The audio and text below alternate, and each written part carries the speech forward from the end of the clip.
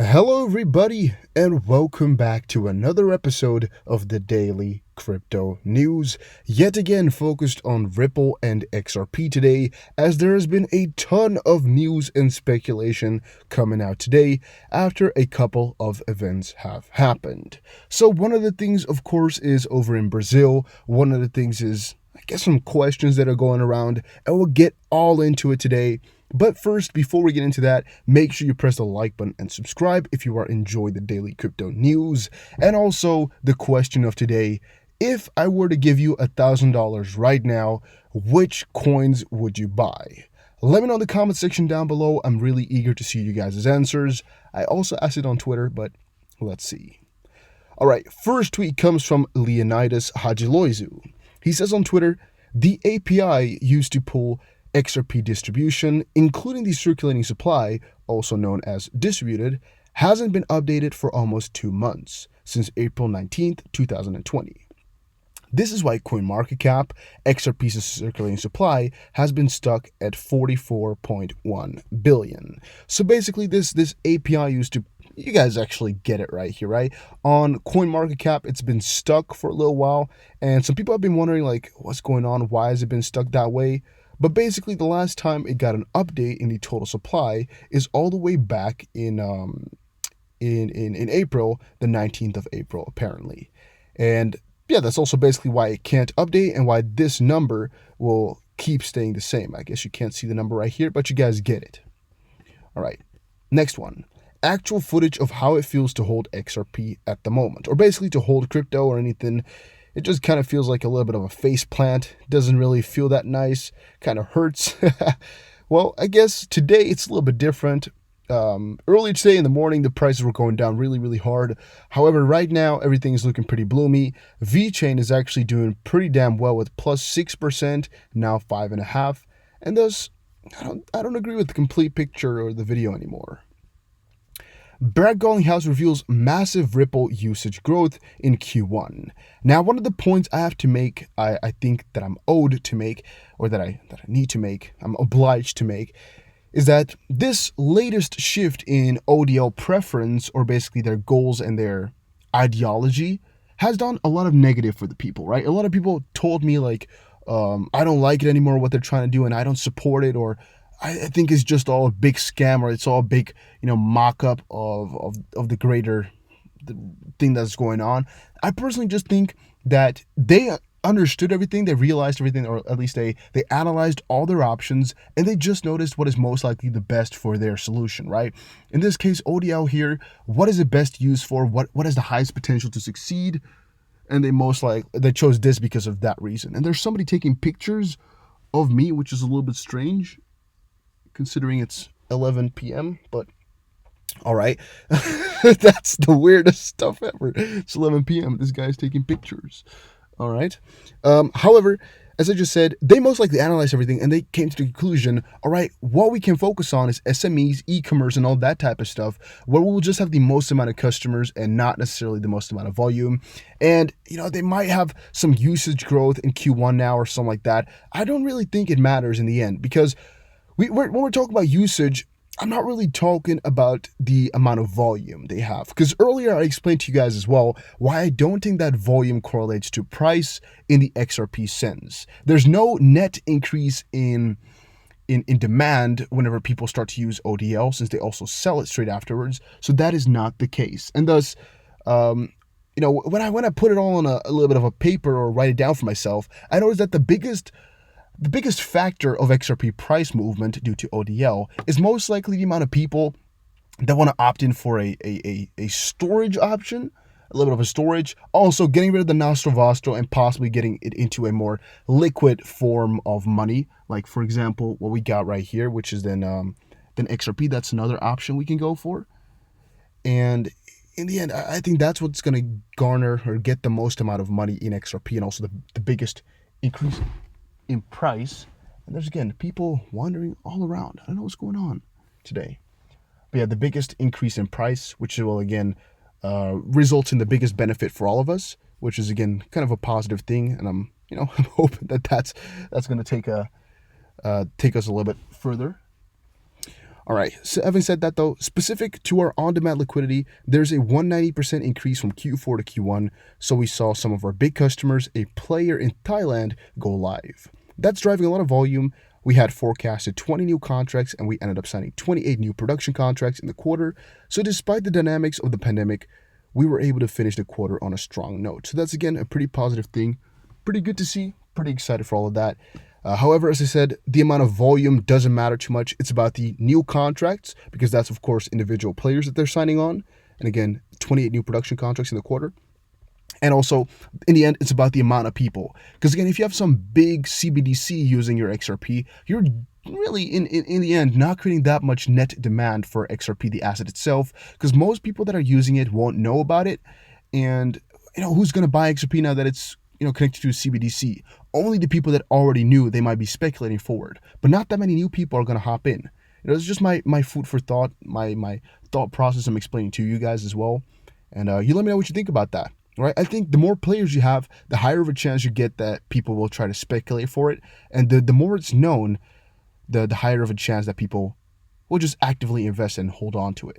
Again, that's next to, of course, the Nostro Vostro kind of liquidity trap, which they can take out. All right.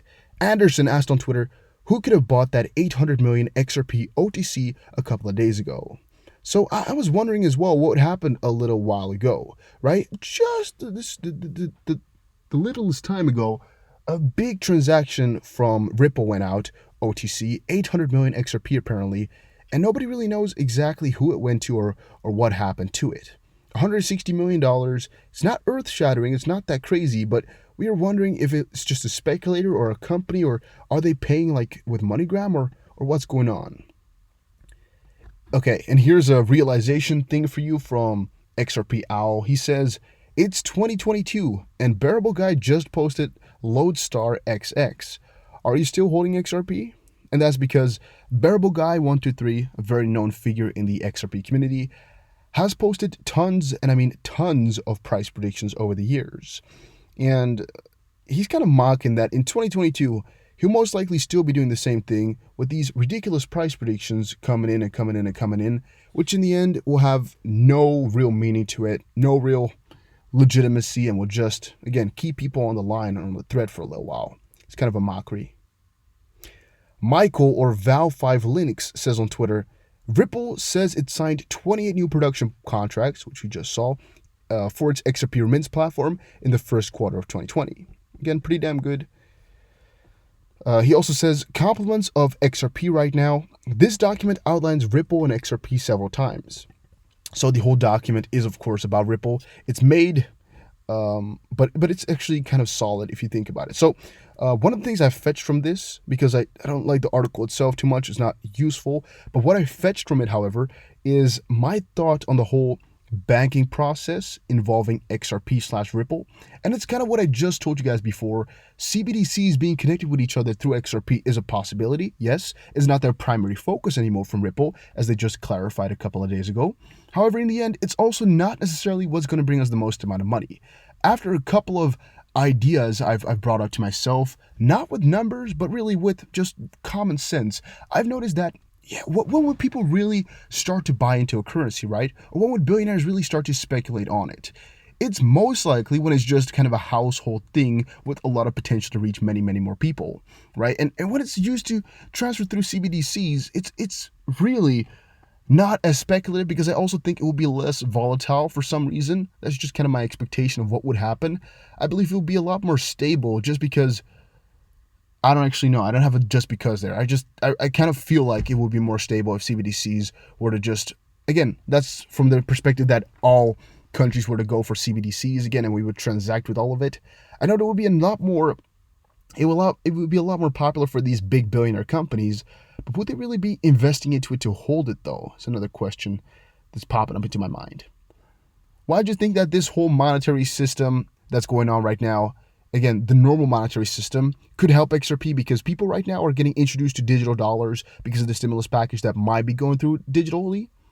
That's one thing. And second of all, again, since people want to kind of take away from this whole interest/inflation type of situation with the US dollar and with the American economy, they want to hedge against something, right? Or they want to go for something that's kind of inversely correlated to it all, or kind of a safe haven.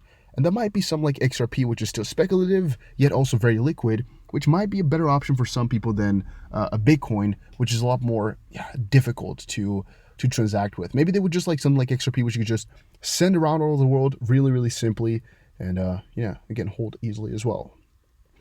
Ripple officially launches operations in Brazil. Again, that's pretty damn huge. That's actually most likely the biggest piece of news that came out today. And a lot of people over on Twitter went really berserk, saying that this is most likely going to be one of their biggest partnerships just quite yet. And I would say the main reason behind that is Brazil has such a huge amount of remittance money going around it that this will most likely be another big freaking deal. And what I just said here, most likely Brazil is not the highest money per person country, but it's definitely, or at least it's on par to one of the highest countries in terms of people with remittances, right? And as we just concluded now, Ripple's primary focus went from the bigger players with more money to the smaller players with more people, right? With more individual clients, which again, I respect. But that's also why Brazil is just such a smart choice here. You're getting a ton of people, you're getting a ton of influence. And again, I think this is just one of the best places they could have taken it into.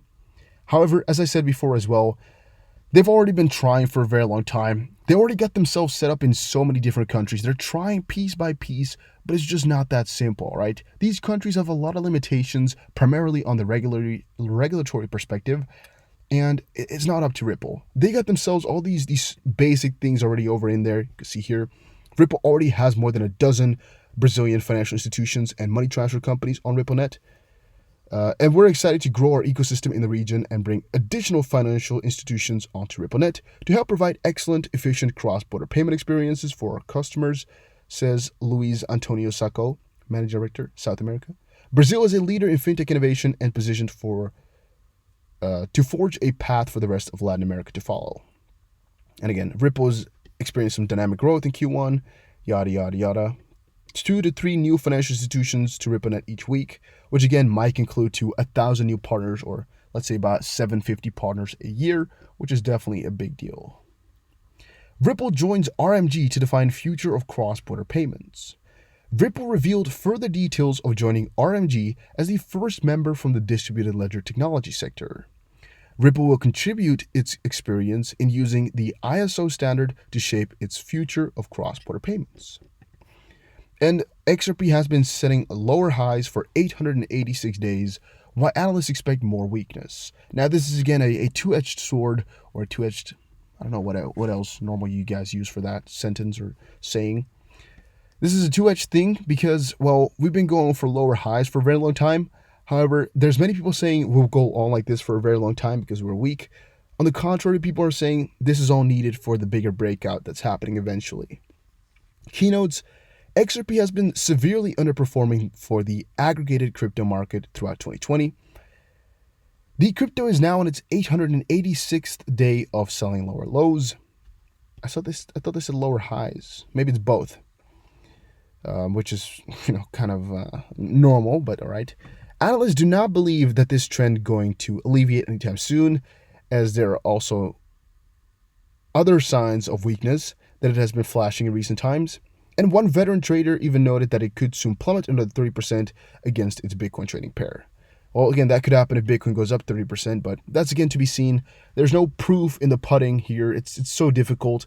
In the end, it's all speculating, and that's why I don't like to cover this type of stuff. But later today, or maybe tomorrow, I'll cover some more price type of talk if you guys want it. Let me know in the comment section down below if you do, and I'll update you guys on it. See you again in another crypto video. Take care, everybody, and have a very, very nice day.